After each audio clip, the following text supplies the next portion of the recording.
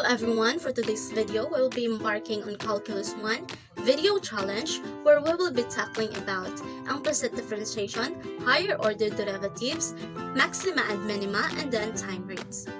Let us not waste our time here. This is Hewe from BSCE 1A. For our first discussion, let us have the implicit differentiation.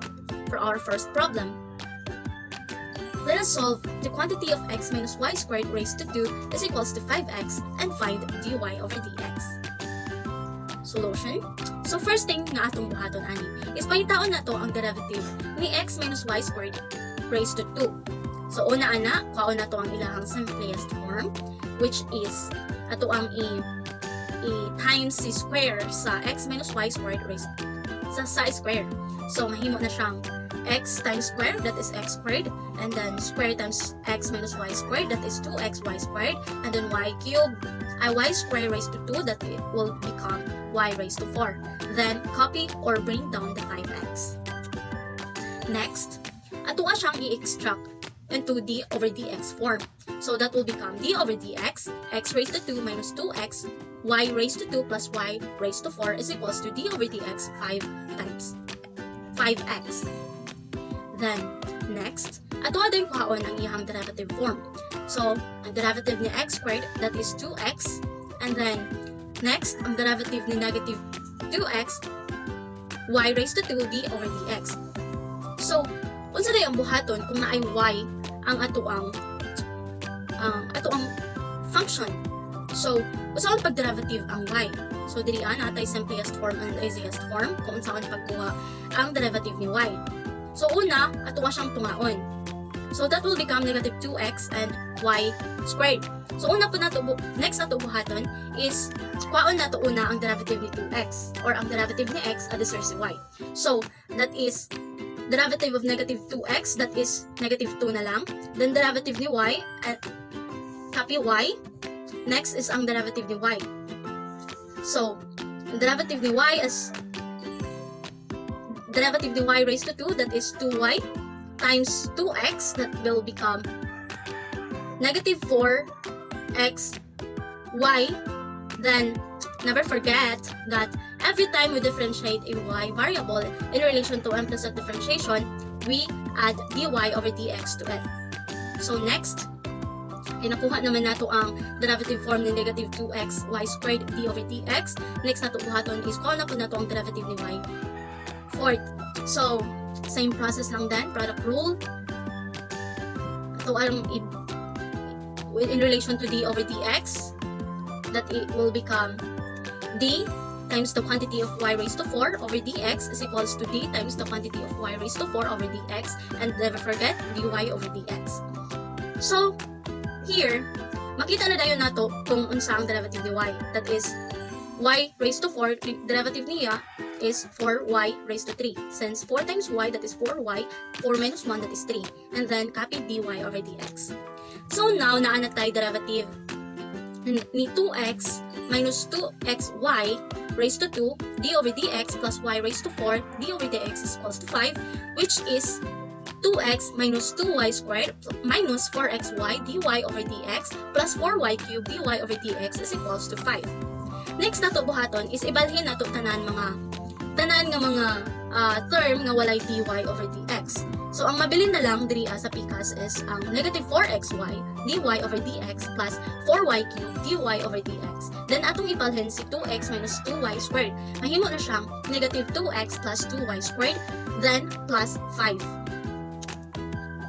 So next ato nga buhaton.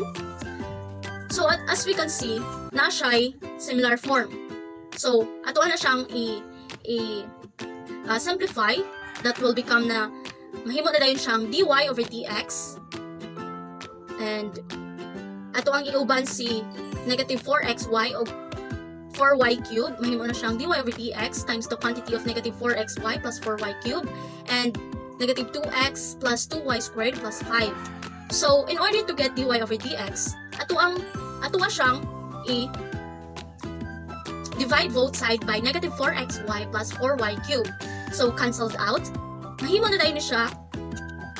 That will lead us to our conclusion to our final answer, dy over dx is equals to negative 2x plus 2y squared plus 5 over negative 4xy plus 4y cubed. For our next discussion, we will be talking about higher order derivatives. So, we have here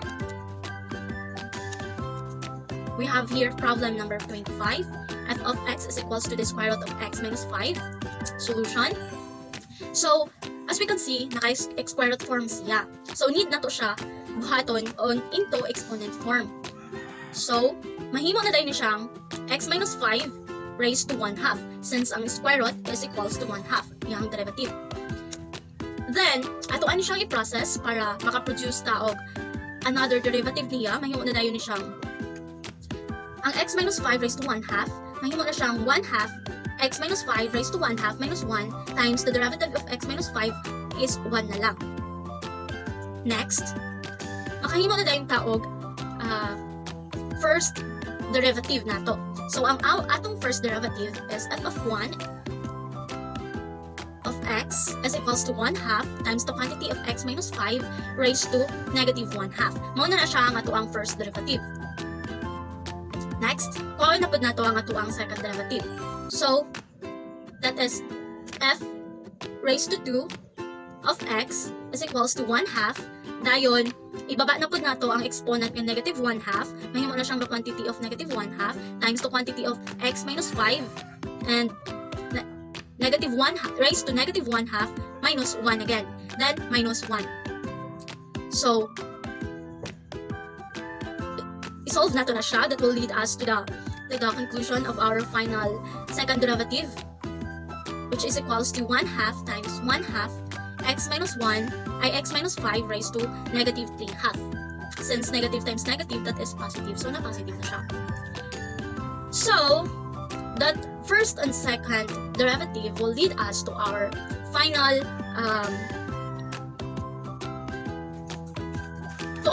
equation para makabuhat na tawag atong equation. So,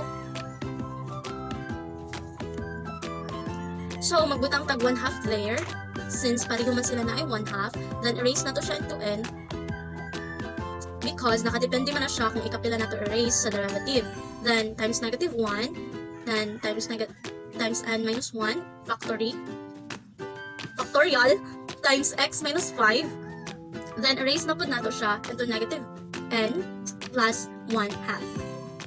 Kay negative man ang ato ang na-derive, so mao na dayon niya ang ato ang final nga formula. To check that, we'll try here an example para ma-check na to kung tama ba. So, f raised to the power of 2 of x is equals to 1/2 minus 1 x minus 5 negative 2 plus 1/2. Tanawan na to kung makuha ba na to ang same answer sa second derivative na to. So, mao na siya ang atong answer. F of 2 of x is equals to 1/2 minus 1, then x minus 5 negative 2 plus 1/2. Then, that means tama ang ato ang na-derive. Next, moving on to our next topic, which is the maxima and minima. So for our maxima and minima, we have here problem number 601. A box is to be constructed from a place of zinc with 20 meters square inch by cutting equal squares from each corner and turning up the zinc to form this side. What is the volume of the largest box? So, see to it, nga na tayo box with cutted each side represented by x, here, as we can see. Since the box is 20 square inch, both sides are divided into 2. Divide na to siya into 2. Kay, each ano man daw, kaya na siya 20 square inch. So, let x is equals to 20 minus 2x. 2x because duha man ka-side. Then, for our final formula, that will lead us to the v is equals to the quantity of 20 minus 2x raised to 2 since that upat man eh. So, isa ka side minus times isa ka side, that is equals to 2. Diba? Times x since atoan man siyang upat man siya ka side ang atoang cut. So, para ma-multiply na to siya sa 4 sa x. Oh. Then next, Then next, mao na ni siya. Since mao na ni siya ang cutted pieces from both sides, na natay equation 1. Then, mag-solve na dayon ta. Let us simplify. So, atong i-simplify, 20 raised to 2, that is 400x. And then, 2x raised to 2, that is 2x times 2 times 20, that is 80x raised to 2. Plus, negative 2x times negative 2x, that is positive 4x. Then, x square root ay x raised to 1 times square, that is 4x cube na siya. Next, for our first derivative, first na to dayon buhaton, is ato dayon ni siyang i-derive. So, i-derive na to. So, 400 raised to 400x raised to 1, that is 400 times 1 x 1 minus 1. So 80x raised to 2, that is 80 times 2 x 2 minus 1. So 4x raised to 3, that is 4 times 3 x 3 minus 1. So 400 times 1, that is 400 x 1 minus 1, pwede na nato din na apilon sa x, so 400 na lang siya. Next is 80 times 2, 160. So, x raised to 2 minus 1, 1 na lang siya. So, 160x na lang ang nabilin. So, next is 4 times 3, that is 12. x 3 minus 1, that is 2. Next, atuan na tayo siyang equate to 0. So, 400 minus 160 plus 12x raised to 2 is equals to 0. So, as you can see, pwede na ito siya ma-factor out. So, atuwa sa siyang i-simplify before na ito kaon ng ihang x. So, ang factor out sa 400 minus 160x plus 12x raised to 2 is 4x minus 40, 3x minus 10. So, pwede na dayon nato kaon ang iyahang x. Factor out na dayon nato siya. Equal na dayon nato siya sa 0. So, 4x minus 4 equals to 0, 3x minus 10 equals to 0, then 4x minus 40 equals to 0, that is 4x is equals to 40, divided 4, divide both sides by 4, that is x is equals to 10. So 3x minus 10 is equals to 0, so that will become 3x is equals to 10. So divide both sides by 3, that is x is equals to 3.33. So absurd si 10 because kung ato siyang i-equate or ato siyang i-puli sa value sa x is mag-equal to 0 man siya. So, ang atuan na lang yung pag-asa is si 3.33. So, i-substitute na to si 3.33 sa value of x dito sa atuang equation 1. Katong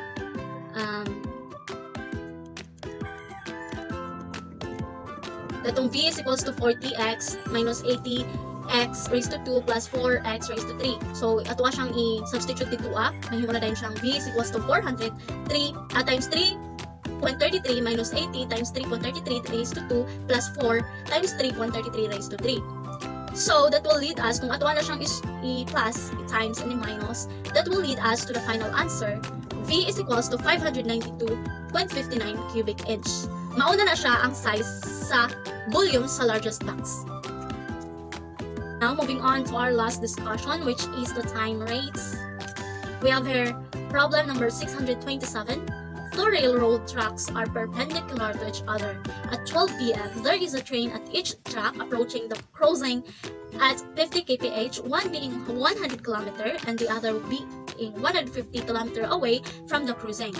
How fast is in kph is the distance between the two trains changing at 4 p.m.